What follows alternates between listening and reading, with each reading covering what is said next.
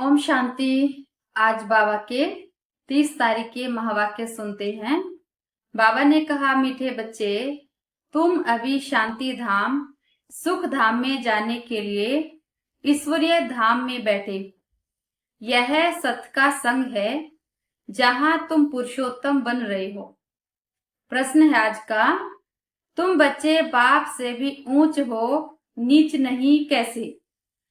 उत्तर, बाबा कहते, बच्चे, मैं विश्व का मालिक नहीं बनता, तुम्हें विश्व का मालिक बनाता हूँ तो ब्रह्मांड का भी मालिक बनाता हूँ। मैं ऊंच से ऊंच बाप तुम बच्चों को नमस्ते करता हूँ, इसलिए तुम मेरे से भी ऊंच हो। मैं तुम मालिकों को सलाम करता हूँ, तुम फिर ऐसा बनाने वाले बाप को सलाम करते हो। ओम शांति। मीठे मीठे रूहानी बच्चों को नमस्ते। रेस्पॉन्ड भी नहीं करते हो, बाबा नमस्ते, क्योंकि बच्चे जानते हैं बाबा हमको ब्रह्मांड का मालिक भी बनाते हैं और विश्व का भी मालिक बनाते हैं। बाप तो सिर्फ ब्रह्मांड का मालिक बनते हैं, विश्व का मालिक नहीं बनते। बच्चों को ब्रह्मांड और विश्व दोनों का मालिक बनाते हैं, तो बताओ बड़ा कौन ठहरा? बच्चे बड़े ठहरे ना, इसलिए बच्चे और फिर नमस्ते करते हैं। बाबा, आप ही हमको ब्रह्मांड और विश्व का मालिक बनाते हो, इसलिए आपको नमस्ते। बाबा बच्चों को पहले नमस्ते करते हैं, क्योंकि बाबा बच्चों को निरंकारीपना सिखाते हैं, झुकना सिखाते हैं। लेकिन बच्चे बाबा से बड़े थोड़ी हो सकते हैं। बच्चों को भी ऐसा बनाने वाला तो बाबा ही है ना। मुसलमान लोग भी मालिकम सलाम, सलाम मालिकम कहते हैं। माना कोई नमस्ते, बाबा उनकी भाषा बता रहे हैं कि कोई किसी को सामने से मालिकम सलाम करते हैं तो उसके रिटर्न में सलाम मालिकम कहते हैं। तुम बच्चों को यह खुशी है, जिनको निश्चय है, निश्चय बिगड़ तो कोई यहाँ आ भी न सके।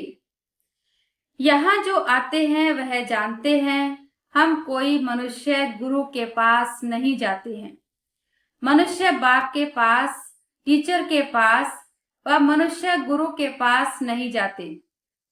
तुम आते हो रूहानी बाप, रूहानी टीचर, रूहानी सतगुरु के पास। वह मनुष्य तो अनेक हैं, यह एक ही है जो बाप भी है, टीचर भी है और सतगुरु भी है। यह परिचय कोई को भी था नहीं। भक्ति मार्ग के शास्त्रों में भी है कि रचता और रचना को कोई भी नहीं जानते। न जानने कारण उनको आर्फन कहा जाता है। जो अच्छे पढ़े लिखे होते हैं समझ सकते हैं हम सभी आत्माओं का बाप एक ही निराकार है। वह आकर के बाप, टीचर, सतगुरु बनते हैं। बाप एक ही है लेकिन 3 पार्ट बजाते हैं। गीता में श्री कृष्ण का नाम बाला है। गीता है सर्वशास्त्रमयी शिरोमणि, सबसे उत्तम ते उत्तम। गीता को ही माई बाप कहा जाता है और जो भी शास्त्र हैं उनको माता पिता नहीं कहेंगे।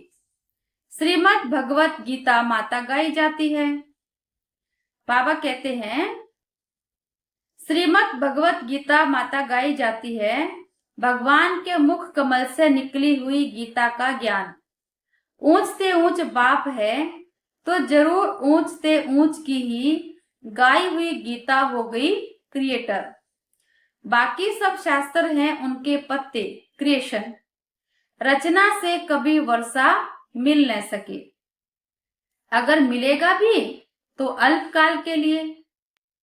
बाबा कहते, दूसरे इतने ढेर शास्त्र हैं जिनके पढ़ने से अल्पकाल का सुख मिलता है, एक जन्म के लिए। जो मनुष्य ही मनुष्यों को पढ़ाते हैं। हर प्रकार की जो भी पढ़ाइयां हैं वह अल्पकाल के लिए मनुष्य मनुष्य को पढ़ाते हैं।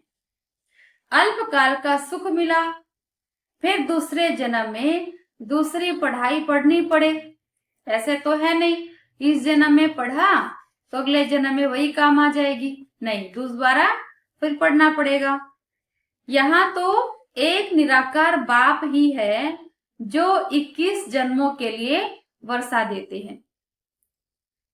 मनुष्य कोई दे न सके, वह तो वर्थ नोट ए पेनी बना देते हैं। बाप बनाते हैं पाउंड। बाबा कहते हैं वहां कौड़ी जैसे बन जाते हैं और बाप हीरे जैसा बनाते हैं। अभी बाप बैठ बच्चों को समझाते हैं, तुम सब ईश्वर के बच्चे हो ना। सर्वव्यापी कहने से अर्थ कुछ नहीं समझते। सब में परमात्मा है तो फिर फादरहुड हो जाता है।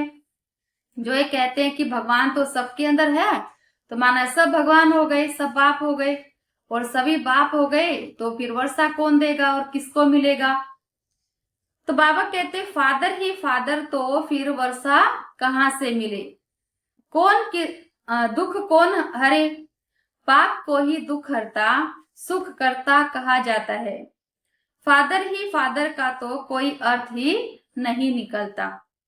बाप बैठ समझाते हैं, यह है ही रावण राज्य, यह भी ड्रामा में नूंद है, इसलिए चित्रों में भी क्लियर कर दिखाया।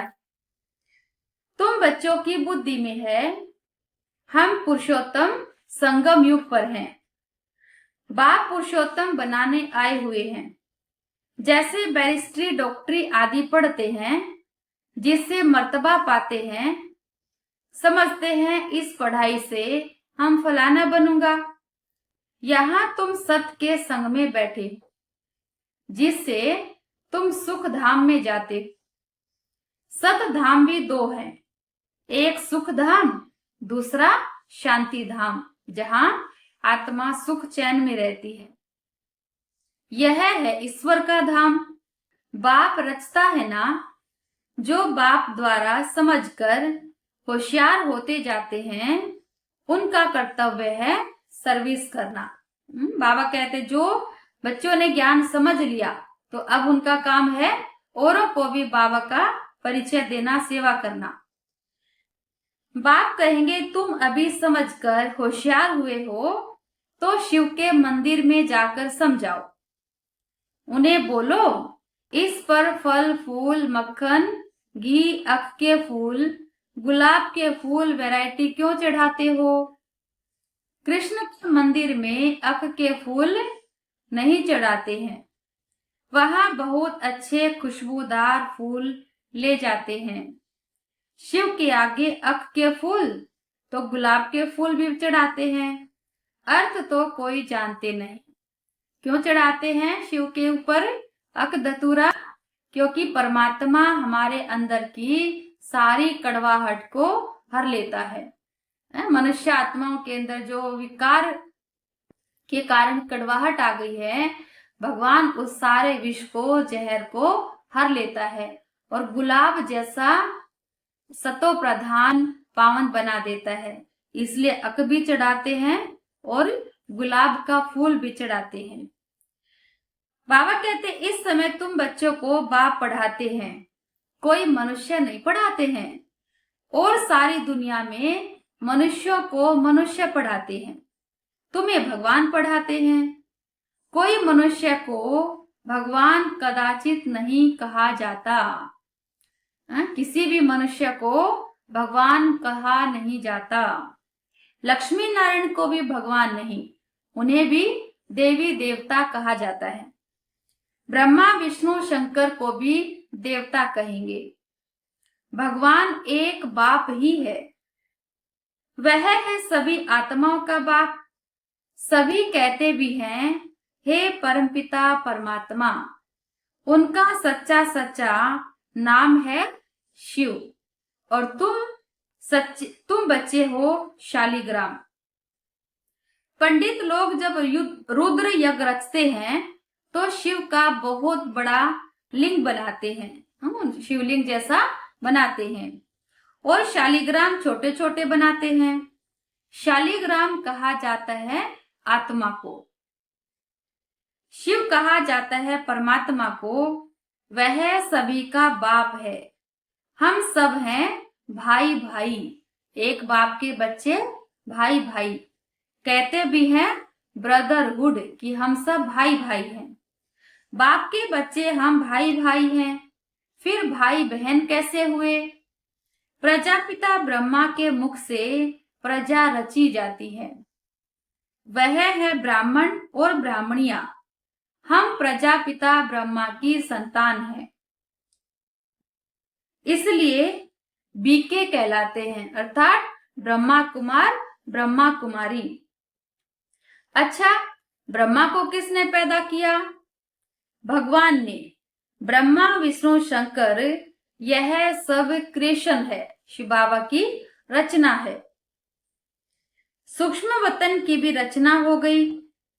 ब्रह्मा मुख कमल से तुम बच्चे निकले हो, क्योंकि ब्रह्मा के मुख द्वारा हमने ज्ञान सुना तो हम ब्रह्मा के बच्चे कहलाए। तो बाबा कहते हैं ब्राह्मण ब्राह्मणिया कहलाते हो, तुम ब्रह्मा मुख वंशावली एडाप्टेड हो। प्रजापिता ब्रह्मा कैसे पैदा करेंगे? जरूर एडाप्ट करेंगे ना। जैसे गुरु के फॉलोअर्स एडाप्ट होते हैं, उनको कहेंगे शिष्य। तो प्रजापिता ब्रह्मा सारी दुनिया का पिता हो गया, सारी प्रजा का पिता हो गया। उनको कहा जाता है great great grandfather. Prajapita Brahma तो यहाँ चाहिए ना। सूक्ष्म वतन में भी ब्रह्मा है, नाम गाया हुआ है ब्रह्मा विष्णु शंकर, परंतु सूक्ष्म वतन में तो प्रजा होती नहीं।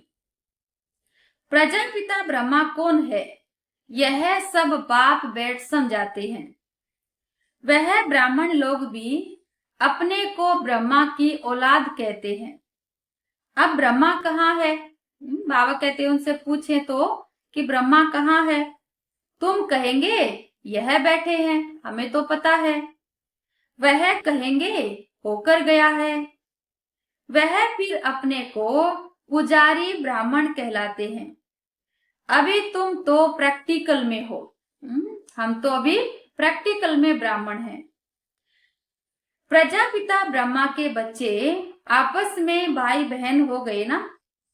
ब्रह्मा को एडाप्ट किया है शिव बाबा ने। कहते हैं, शिव बाबा कहते हैं, मैं इस बूढ़े तन में प्रवेश कर तुमको राजयोग सिखलाता हूं। मनुष्य को देवता बनाना यह कोई मनुष्य का काम नहीं है। मनुष्य अपने आप को तो बदल नहीं पाता, तो दूसरे को देवता कैसे बना सकते हैं? तो ये काम परमात्मा ही कर सकते हैं। बाप को ही रचता कहा जाता है। भारतवासी जानते हैं शिव जयंती भी मनाई जाती है। शिव है बाप। मनुष्यों को यह भी पता नहीं है कि देवी देवताओं को यह राज्य किसने दिया। स्वर्ग का रचयिता है ही परम आत्मा, जिसको पतित पावन कहा जाता है। आत्मा असुल पवित्र होती है, फिर सतो रजो तमो में आती है। इस समय कलयुग में सब हैं तमो प्रधान, सतयुग में सतो प्रधान थे। आज से 5000 वर्ष पहले इन लक्ष्मी नारायण का राज्य था। 2500 वर्ष देवताओं की डिनाइस्टी चली, देवताओं ने राज किया 2500 वर्ष। उनके बच्चों ने भी राज्य किया ना। Lakshmi Narayan the first, second, third ऐसे चला आता है। मनुष्यों को इन बातों का कुछ भी पता नहीं है। इस समय सब है तमो प्रधान पतित। बाबा कहते यहाँ एक भी मनुष्य पावन हो नहीं सकता। सभी पुकारते हैं हे पतित पावन आओ। तो पतित दुनिया हुई ना, इनको ही कलयुग नरक कहा जाता है। नई दुनिया को स्वर्ग, पावन दुनिया कहा जाता है। फिर पतित कैसे बने, यह कोई नहीं जानते। बाबा कहते भारत में एक भी मनुष्य नहीं जो अपने 84 जन्मों को जानता हो। मनुष्य मैक्सिमम 84 जन्म लेते हैं, ज्यादा से ज्यादा 84 जन्म और कम से कम एक जन्म लेते हैं। भारत को अविनाशी खंड माना गया है क्योंकि यहाँ ही शिव बाबा का अवतरण होता है। भारत खंड कभी विनाश नहीं हो सकता और जितने भी खंड हैं सब विनाश हो जाएंगे, लेकिन भारत बचेगा। बाकी जो अनेक खंड हैं वह सब विनाश हो जाएंगे। इस समय आदि सनातन देवी देवता धर्म प्राय लोप हो गया है। बाकी कोई भी अपने को देवता नहीं कहलाते क्योंकि देवताएं सतो प्रधान पावन थे। अभी तो सभी पतित पुजारी बन गए हैं तो देवता अपने को कहला नहीं सकते हैं। यह भी बाप बैठ समझाते हैं। भगवान वाच है ना, भगवान सभी का बाप है। वह एक ही बार भारत में आते हैं। कब आते हैं? पुरुषोत्तम संगम युग पर, जब कलयुग का अंत होता है और सतयुग की आदि का समय होता है। उस समय शिव बाबा का अवतरण होता है और उस समय को कहते पुरुषोत्तम संगम युग। इस संगम युग को ही पुरुषोत्तम कहा जाता है। यह संगम युग है कलयुग से सतयुग, पतित से पावन बनने का। कलयुग में रहते हैं पतित मनुष्य, सतयुग में है पावन देवता, इसलिए इनको पुरुषोत्तम संगम युग कहा जाता है। दोनों युगों का बीच का समय, जबकि बाप आकर पतित से पावन बनाते हैं। तुम आए ही हो मनुष्य से देवता पुरुषोत्तम बनने। बाबा कहते मनुष्य तो यह भी नहीं जानते कि हम आत्माएं निर्वाण धाम में रहती हैं। मनुष्य तो अपने घर को भी भूल गए हैं, घर को भूल गए, बाप को भूल गए। वहां से आते हैं पाठ बजाने। बाबा कहते हैं नाटक की आयु 5000 वर्ष है। हम इस बेहद के नाटक में पाठ बजाते हैं। इतने सब मनुष्य पाठधारी हैं। यह ड्रामा का चक्कर फिरता रहता है, कभी बंद होने का नहीं है। पहले पहले इस नाटक में सतयुग में पाठ बजाने आते हैं देवी देवता। कौन आते हैं? देवी देवता। फिर उसके बाद आते हैं क्षत्रिय। सुन रहे हो ना सभी ध्यान से। बाबा कहते इस नाटक को भी जानना चाहिए ना। यह है ही कांटों का जंगल। इस समय सब मनुष्य दुखी हैं। कलयुग के बाद फिर सतयुग आता है।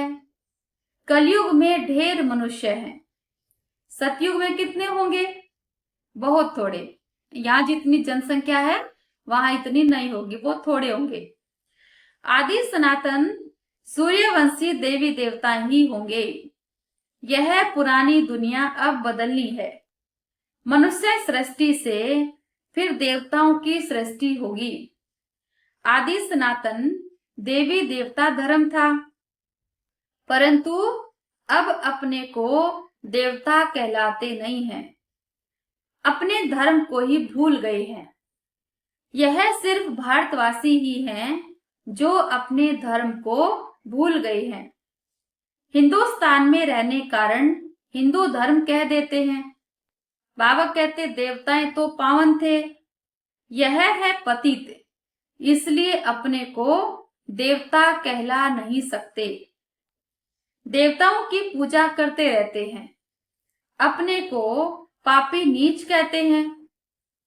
अब बाप समझाते हैं तुम ही पूज्य थे, फिर तुम ही पुजारी पतित बने हो। हम सो का अर्थ भी समझाया है। क्या समझाया बाबा ने?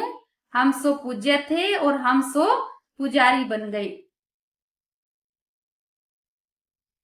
वह कह देते हैं हम सो आत्मा और हम सो परमात्मा, कि हम ही आत्मा है और हम ही परमात्मा है।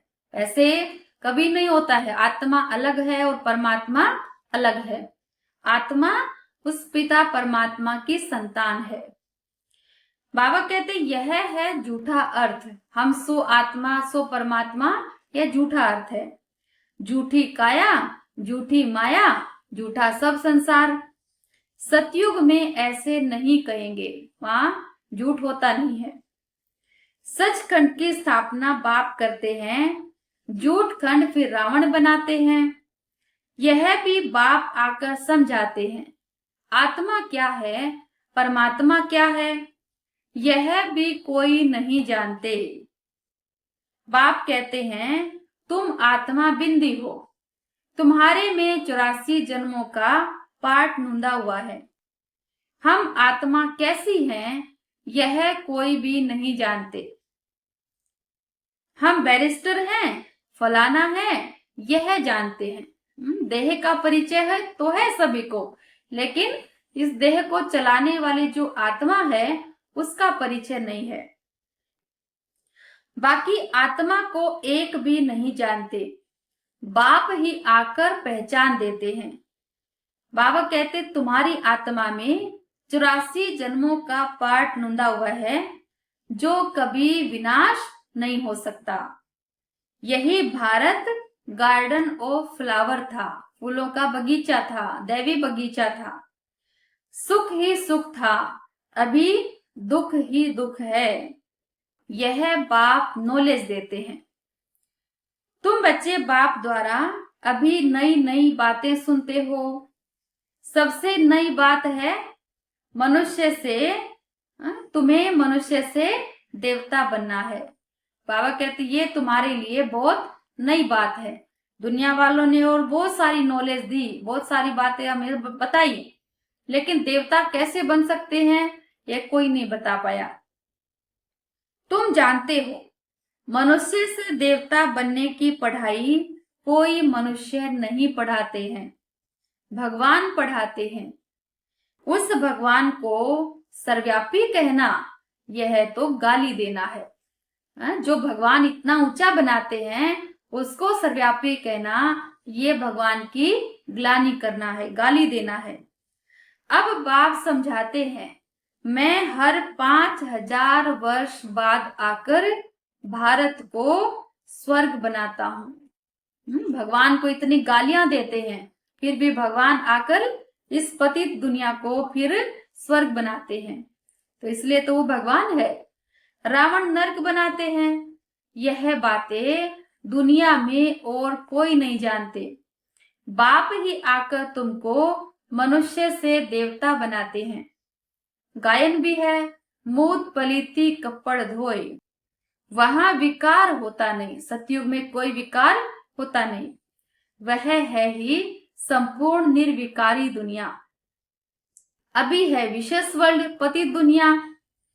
बुलाते भी हैं हे पतित पावन आओ, हमको रावण ने पतित बनाया है, परंतु जानते नहीं कि रावण कब आया, क्या हुआ। रावण ने कितना कंगाल बना दिया है। भारत 5000 वर्ष पहले कितना साहूकार था। सोने हीरे जवाहरों के महल थे, कितना धन था। अभी क्या हालत है। भारत कहाँ सोने की चिड़िया था और आज देखो तो भारत कितना कंगाल हो गया है सतयुग की तुलना में। सो सिवाय बाप के सिरताज कोई बना न सके। अभी तुम कहते हो शिव बाबा भारत को हेवन बनाते हैं। अब बाप कहते हैं मौत सामने खड़ा है, तुम वानप्रस्थी हो, अब जाना है वापिस, इसलिए अपने को आत्मा समझो। माँ में कम याद करो तो पाप भस्म हो जाएंगे। पावन बनने का और कोई उपाय नहीं है। जितना बाबा को याद करेंगे, बाबा से पवित्रता की शक्तियां लेंगे, किरणें लेंगे, उतना ही आत्मा के विकर्म विनाश होते जाएंगे। जब योग में बैठते हैं तो संकल्प करें कि मेरे सिर के ऊपर पवित्रता का सूर्य शिव बाबा है और उनसे पवित्र किरणें मेरे अंदर समा रही हैं और मेरे जन्म जन्म के विकर्म पाप कर्म उस पवित्र अग्नि में भस्म हो रहे हैं। अच्छा, मीठे मीठे सिकी लते बच्चों प्रति माता पिता बाप दादा का याद प्यार और गुड मॉर्निंग। रूहानी बाप की रूहानी बच्चों को नमस्ते। हम रूहानी बच्चों की रूहानी बाप को नमस्ते बाबा, नमस्ते। धारणा के लिए मुख्य सार, हम ब्रह्मा मुख वंशावली ब्राह्मण हैं। स्वयं भगवान हमें मनुष्य से देवता बनने की पढ़ाई पढ़ा रहे हैं। इस नशे और खुशी में रहना है। पुरुषोत्तम संगम युग पर पुरुषोत्तम बनने का पुरुषार्थ करना है। दूसरा, अभी हमारी वानप्रस्थ अवस्था है, मौत सामने खड़ा है, अब वापिस घर जाना है। इसलिए बाप की याद से सब पापों को भस्म करना है। वरदान है आज का, नॉलेज रूपी चाबी द्वारा भाग्य का अखुट खजाना प्राप्त करने वाले माला माल भव। नॉलेज रूपी चाबी द्वारा भाग्य का अखुट खजाना प्राप्त करने वाले माला माल भव। संगम युग पर सभी बच्चों को भाग्य बनाने के लिए नॉलेज रूपी चाबी मिलती है। ये चाबी लगाओ और जितना चाहे उतना भाग्य का खजाना लो। चाबी मिली और मालामाल बन गए। जो जितना मालामाल बनते हैं उतना खुशी स्वतः रहती है। ऐसे अनुभव होता है जैसे खुशी का झरना अखुट अविनाशी बहता ही रहता है। वे सर्व खजानों से भरपूर माला माल दिखाई देते हैं। उनके पास किसी भी प्रकार की अप्राप्ति नहीं रहती। बाबा कहते हैं कि नॉलेज की चाबी हमेशा अपने पास रखनी है। नॉलेज माना ज्ञान, समझ, जो बाबा ने हमें समझ दी है, कैसे अपने आप को चलाना है, किस परिस्थिति में कैसे चलना है।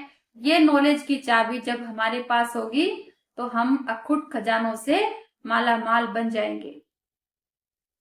स्लोगन है आज का, बाप से कनेक्शन ठीक रखो तो सर्व शक्तियों के करंट आती रहेगी।